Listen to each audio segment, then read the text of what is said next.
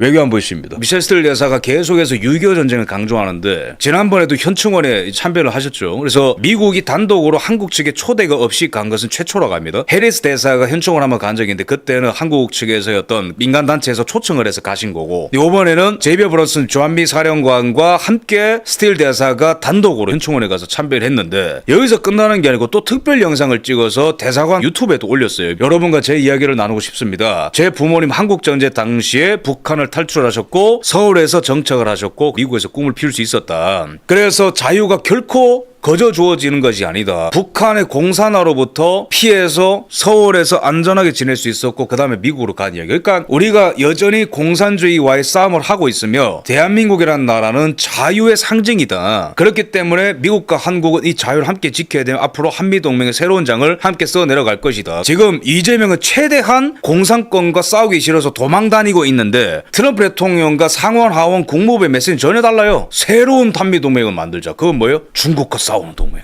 미국이 다른 지역을 커버하고 한국이 동북아시아를 커버하는, 일본과 함께 할 수 있지 재명아? 물어보는 거예요. 근데 이재명은 노 탱크 노 땡스 하면서 돌아다니는 거예요. 유럽도 지금 만만치 않게 북한을 압박하고 있고 유럽발 이재명을 향한 압박이 시작될 거다. 근데 이게 마이크 펜스 입으로부터 나왔는데 이게 뭐냐면은 우크라이나를 미국이 전폭적으로 지원해 주기에는 정치적으로 경제적으로 군사적으로 부담이 된다 라는 지경까지 온 거예요. 왜? 지금 전 세계가 난리니까. 그래서 우크라이나에 원래는 패트리엇 미사일 제조 허가를 트럼프 대통령이 내주려고 했었는데 7월 말에 갑자기 제동 걸었어요. 왜냐면은 우크라이나가 미국의 기술력을 빌려서 자체적으로 생산하는 건 좀 아닌 것 같다. 기술 유출 우려가 있고 우크라이나한테 과도한 권리를 줄 수 있기 때문에. 그러면은 지금 우크라이나가 8월 초부터 이재명 얘기를 왜 많이 해요? 야, 방공망 뚫렸으니까 도와줘. 근데 우크라이나만 지금 문제가 아니에요. 유럽 방공망 전체를 러시아가 지금 노리고 있습니다. 그리고 최근에 영국 해협까지 러시아 군함에 가서 막 난리가 났거든요. 이재명의 운명이라는 거는 결국에 국내 상황도 이재명이 해결할 수 없는 방향으로 가고 있지만 국제 환경이라는 것도 중동과 러우 전쟁이 확대가 되고 있고 이러한 불길이 아시아까지 오면서 미국이 냉전 때는 야 한국 너 아직 꼬맹이니까 경제 발전하고 있어. 형아가 할게. 형아가 싸울게. 너가 경제 발전하고 있어. 너가 성장하는 게 냉전 승리에 도움되니까. 근데 지금은 시대가 달라요. 코리아 나 지금 숨이 헐떡헐떡 넘어간다. 중동도 가고 유럽도 가고 아시아에도 같이 싸우자. 근데 그게 진짜 운명의 장난인 게 이재명이 절대로 싸우면 안 되는 대상과 미국이 다 싸움을 시킨다는 거예요. 이재명이 요격 미사일을 미국이 중동 우크라이나 유럽에 배치할 수 있도록 제공할 기회가 될 수 있다. 이란뿐만 아니라 우크라도 도와라. 우크라 요격 미사일이 지금 절실한 상황이다. 마이크 펜스는 미국에서 매파들을 대변하는 목소리입니다. 그런데 지금 미국 입장에서 기대할 수밖에 없는 게 천궁2를 2022년에 우리가 UAE에 수출을 했고 그거를 갖고 있는 채로 이란과 싸웠기 때문에 UAE가 이란 미사일의 95%를 요격을 했어요. 그럼 당연히 저거를 지금 빨리 우크라이나에 좀 줘야 되지 않겠는가라는 상황까지 지금 온 거라는 거죠. 우크라이나가 지금 한국의 최신형 패트리엇 미사일을 달라고 콕 집어서 요청했는데 저 왜 그럴게요? 트럼프 대통령이 최근에 우크라이나가 패트리엇 미사일을 미국 기술을 갖고 와서 제조하는 걸 거부했기 때문에 지금 우크라이나는 미칠 지경인 거예요. 그래서 미국의 입장은 대신 한국이 도와라로 가는 거예요. 그럼 만약 이재명이가 우크라이나 무기를 주잖아요. 그러면 민노총한테 촛불행동한테 이제 찢깁니다. 북한한테로 찢겨나가는 거예요. 야 너 대북성공 한번 까발려봐. 난리가 날 수 있는 거예요. 그럼 만약에 지원을 안 한다? 그러면 이제 막 난리가 나는 거예요. 야 이란도 안 도와주더니 우크라도 안 도와주네. 막 난리가 나는 거예요. 그래서 트럼프 대통령이 호르무즈 해협에 대해서 60%가 한국으로 가는데 그래도 이재명이 노땡큐 하더라. 지난주. 그래서 스캇베센트가 동맹국들을 또 겨냥하면서 미국 편에 설 건지 빨리 선택해라. 이 살인적인 정권 이란을 무너뜨리는데 동맹국들이 도움을 줘야 되지 않겠는가. 대규모 금융제재를 앞두고 다시 한번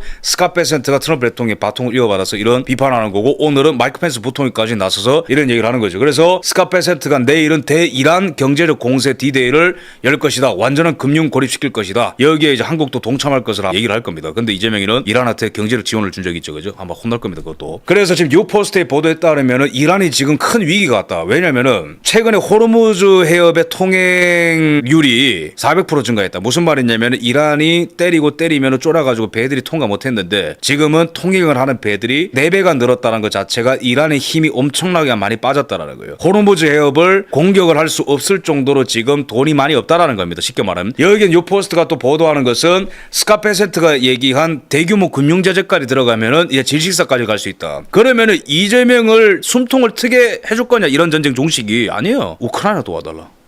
우크라이나 전쟁 끝나잖아요. 그럼 좀 나을 거 아니에요. 이제 중국이랑 결판 내야 되니까 이재명 너 더 이상 핑계 댈 게 없다. 중국이랑 싸우자. 이런 요구가 나올 겁니다. 그래서 지금 이란 안에서 뭐 센 목소리도 나오는데 본질적으로는 지금 힘이 많이 빠져 있습니다. 미국의 경제 제재에 동참하는 국가는 우리의 적이다라고 이제 뭐 맞받아치고 있는데 최근에 이란의 대통령의 입으로부터 전쟁을 끝내야 된다는 목소리가 나와요. 왜 그러냐면 이란 경제가 못 버텨요. 이미 지금 초인플레가 왔고 석유 정제도 지금 제대로 안 되고 있고 기름도 없고 사람들이 쓸 수 있는 국민들의 생필품 같은 것들이 지금 보급이 안 되고 있기 때문에 이란이 죽을 지경이에요. 그래서 지금 최후의 미국의 금융 제재가 이란을 마지막으로 붕괴시켜가지고 항복 사인까지 받아낼 수 있다는 상황까지 오고 있습니다. 이때까지 이재명이 침묵을 지키고 있는 이유는 러시아의 압박이 워낙 강하죠, 그죠? 우크라이나 살상 무기를 직간접적으로 공급하는데 한국이 참여하는 건 용납할 수 없다. 다양한 채널을 통해서 한국이 일관되게 전달해왔다. 지난 3월 이러한 경고가 지켜지지 않을 경우에 러시아와 한국의 관계는 심각한 타격을 받을 수밖에 없다. 어쩔 수 없이 보복 조치를 할 수밖에 없다. 그래서 이재명 같은 경우에는 항상 친러적인 발언을 했어요. 젤렌스키가 초보 정치인이기 때문에 러시아를 자극했다. 그런 부분도 있지만은 전체적으로 보면 그렇게만은 볼 수 없죠. 러시아의 침공 원죄가 있기 때문에. 러시아 외무부가 이재명한테 계속해서 이때까지 협박을 해왔죠. 이재명 북한에 대한 압박을 포기해라. 사실은 이재명 고마웠을 겁니다. 러시아 핑계를 대면 되니까. 러시아 외무부는 이재명이가 지난 7월에 나토에 방문하니까 또 경고를 하면서 군사협력 같은 거 하지 마라 경고라고. 이재명은 중국과 러시아랑 북한이 너 나토에 가지마, 근데 우리나라 종북 주사파들이 가지마 이러는데 거기에 철저히 복종을 해왔고, 근데 윤통 같은 경우는 어땠냐면은 우크라이나에 직접 방문했고 전시 시찰까지 했습니다. 당시 폐허를 또 바라보면서 전쟁 이거 남의 나라이 아닐 수 있다, 한국이 그 다음 차례가 될 수 있다, 그 다음에 젤렌스키랑 만나서 생즉사 사즉생의 정신으로 연대를 하겠다라고 이제 각오를 밝혔고, 그 다음에 윤석열 정부 외교부의 방침은 주한 러시아 대사를 3번이나 조치하면서 북한과의 군사 협력을 즉각 중단한다 계속 경고했어요. 이게 원래 보수 대통령이 하는 일입니다. 근데 이재명은 뭐죠? 북한이 뭐 파병을 하든 북한이 뭐 러시아랑 뭘 싸우든 북한이 무기를 제공하든 우크라이나가 죽는 소리로 도와달라 해도 뭐 도망다니죠, 그죠? 윤석열 대통령이 옳은 거예요. 저래서 방산 수출을 비롯해서 국제 위상이 올라간 겁니다. 김영현 장관 EU 외교 수장들과 회담을 해서 북한군의 러시아 파병을 규탄했죠. 그래서 EU랑 나토가 그만큼 한국을 대우해 준 거예요. 미국도 그렇고. 저게 바로 계엄령 바로 한 달 반 전인데 김병주가 물어보죠. 우크라이나에 살상 무기 보낼 거냐? 김영현 장관 이렇게 대답합니다. 단계적인 조치에 의해서 이루어질 것이다. 아마 탄핵 안 됐으면 아마 했을 겁니다. 그런데 윤석열 대통령이 당시에 이런 파격적인 행보를 보인 이유가 뭐냐면은 이재명이 말하는 것처럼 남의 나라 전쟁이 아니라고 본 거예요. 러우 전쟁 때문에 유가 물가 폭발해서 우리나라 경제 쓰러졌죠. 2022년 유가랑 물가 보세요. 그래서 러시아가 빨리 무너지는 것이 한국 경제에도 연결되는 겁니다. 그 다음에 유럽과 미국과의 관계를 신경 안 쓸 수가 없어. 여기에 우리가 모르쇠로 일관하면 방산 수출 가능해요? 미국과의 방산 협력 가능합니까? 폴란드에 K2 수출하고 그 신뢰로 미국까지 지금 우리가 무기 건너간 건데, 그 다음에 연결된 안보 위기, 북한이 파병함으로써 더 강해졌죠. 신기술 도입했죠. 지금 외화 지금 벌어가지고 뭐 명품 사고 난리래요. 북한군 부인들이. 러시아의 지원, 핵 잠수함 기술이라든가 신종 미사일 기술이라든가 뭐 온갖 것들 러시아가 다 주고 있죠. 추후 발생할 유사시, 이게 굉장히 중요한데, 만약에 우리가 이 전쟁에 대해서 아무런 조치를 취하지 않고 꼭 육군을 다 보내서 함께 싸우라 그런 말씀 드리는 게 아니에요. 무기 지원이라든가 창관단이라든가 우크라이나에 잡혀있는 북한군 포로들을 관리를 한다라든지 그런 수준의 파병은 논의할 수 있었는데 아무것도 안 하면 나중에 어떻게 되는 거예요? 한반도 유사시에 국제사회의 도움을 요청하기에는 굉장히 힘들어진 상황이 온다는 거예요. 윤통은 이 연결점을 꿰뚫어 본 겁니다. 그래서 책임을 다해야 된다. 유럽 국가들은 러우 전쟁에서 북한군을 마주하고 있고, 우리가 여기에 도움을 주지 않으면은 북중러 연합군이 여기에서 큰 일을 일으켰을 때 우리가 국제사회의 도움을 받을 수 없는 그런 상황이 올까 봐 최소한의 책임을 다하려 했던 거란 말이에요, 윤석열 대통령이. 그래서 그 결과로 나토 이런 데 가면은 정중앙에 서 계시죠. 근데 이재명이는 제일 옆에서 있잖아요. 꺼지라는 거예요, 절로. 아무것도 안 하니까.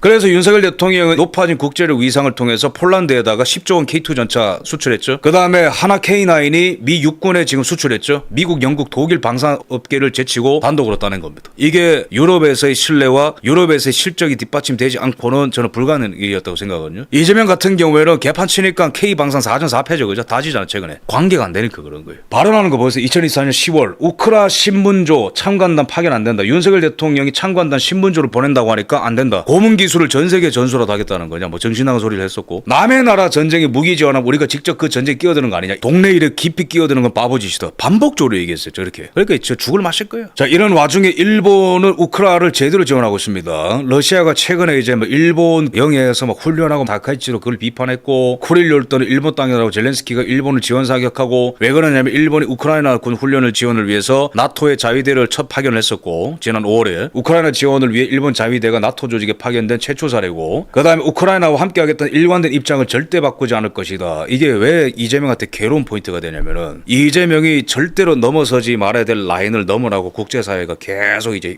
압박을 가하는 거예요. 근데 이게 더 힘들어지는 게 뭐냐면 이재명 입장에서는 다카이치는 제대로 그 역할을 수행하고 있거든요. 국제사회에서. 우크라이나 지원 계속하겠다. 테러 제재 계속하겠다. 일관된 입장을 절대 바꾸지 않겠다. 그래서 2023년부터 계속해서 이런 걸 해왔죠. 크로아티아, 스위스에 이어서 2025년에 일본에서 우크라이나 지뢰대책회의 주최를 하고요. 75개국 국제기구, 정부기업, NGO 등 합쳐서 약 600명이 참석한 회의고, 그 다음에 그 후속 조치로 우크라이나한테 지뢰 불발탄 제거에 40억 엔을 지원하죠. 금융 지원, 군 파견, 러시아 규탄, 우크라이나 지원 계속해서 지원을 하겠다. 이런 자료들이 계속 있죠. 그죠? 우크라이나한테 220억을 추가적으로 지원하겠다. 그러면은 지금 미국이랑 유럽과 국제사회가 봤을 때는 지금 연결되는 이 전쟁에서 아시아 국가에서는 일본이 우수한 국가이기 때문에 많은 혜택을 줄 겁니다. 근데 이재명이는 이 라인에 들어오고 있기 때문에 가면 갈수록 국제사회 압박이 지속될 것이고, 이재명이 만약에 이 빨간 레드라인에서 넘어서서 미국과 국제사회 편을 들겠다 하는 순간 종북 주사 파트너한테 끝나고, 이 빨간 라인 안에 깊숙하게 올수록 국제사회에서의 압박이 이재명을 계속해서 압박을 가해서 이재명은 정말로 탈출하고 싶은 정도로 엄청난 감옥에 갇히게 될 겁니다.